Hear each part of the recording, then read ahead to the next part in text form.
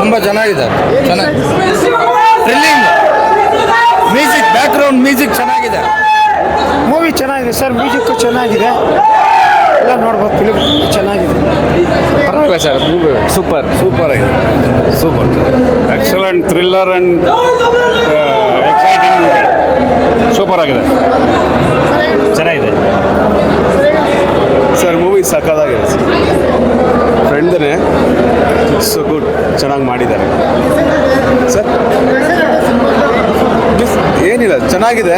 ಈಗ ಹೆಣ್ಮಕ್ಳದೆಲ್ಲ ಕ್ಲಿಯರ್ ಮಾಡ್ತಾರಲ್ಲ, ಲೈಕ್ ಈ ಥರ ಕಿಡ್ನ್ಯಾಪ್ ಆಗ್ತಿದೆಯಲ್ಲ, ಸೊ ಏನಂತ ನೋಡ್ರಿ ಈ ಥರ ದಂಧೆ ಮಾಡ್ತಾರೆ ಅಂತ ಅನ್ಸುತ್ತೆ. ಸೊ ಅದನ್ನು ತಡೆಯೋಕ್ಕೆ ಇಲ್ಲಿಂದ ಕರ್ನಾಟಕದಿಂದ ಮುಂಬೈಗೆ ಹೋಗ್ತಾ ಇದ್ದಾರೆ. It's good movie.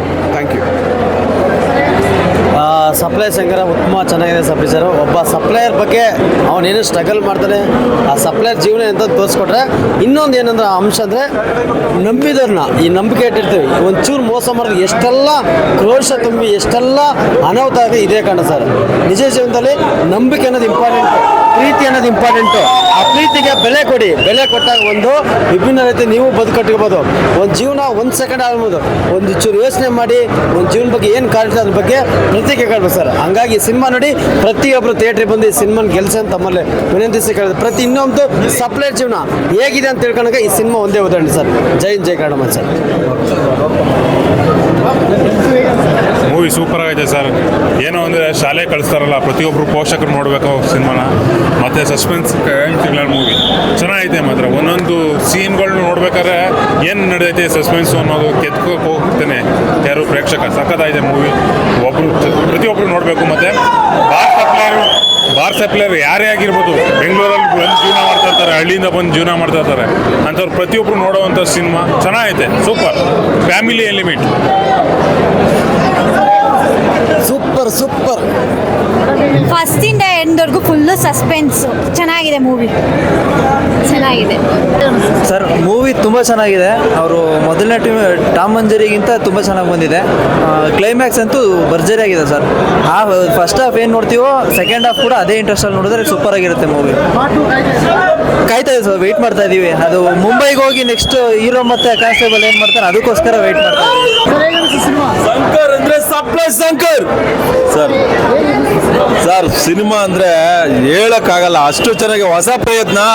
ನಮ್ಮ ರಂಜಿತ್ ಸಿಂಗ್ ರಜಪೂತ್ ಮಾಡಿರೋ ಒಂದು ಈ ಪ್ರಯತ್ನ ಇದೆಯಲ್ಲ, ಅದ್ದೂರಿ. ನಂದೇ ಸಿನಿಮಾ ಗೆದ್ದಷ್ಟು ಖುಷಿ ಆಗ್ತಿದೆ. ನಮ್ಮ ಹುಡುಗರು ಗೆದ್ದಿದ್ದಾರೆ ಅನ್ನೋದೊಂದೇ ನಮ್ಗೆ ಹೆಚ್ಚಿನ ಖುಷಿ.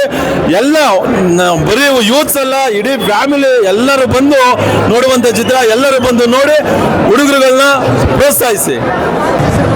ಸೂಪರ್ ಆಗಿದೆ ಸರ್, ಚೆನ್ನಾಗಿದೆ, ಚೆನ್ನಾಗಿ ಸೂಪರ್ ಮೂವಿ, ಸೂಪರ್ ಆಗಿದೆ.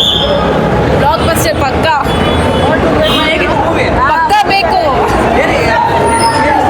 Super part of fighting, super blockbuster hit ಆಗಿದೆ. ಕಂಪ್ಲೀಟ್ ಮೂವಿನೇ ಡಿಫ್ರೆಂಟ್ ಆಗಿದೆ, ನೋಡಲೇಬೇಕು ಯಾರಾದರೂ.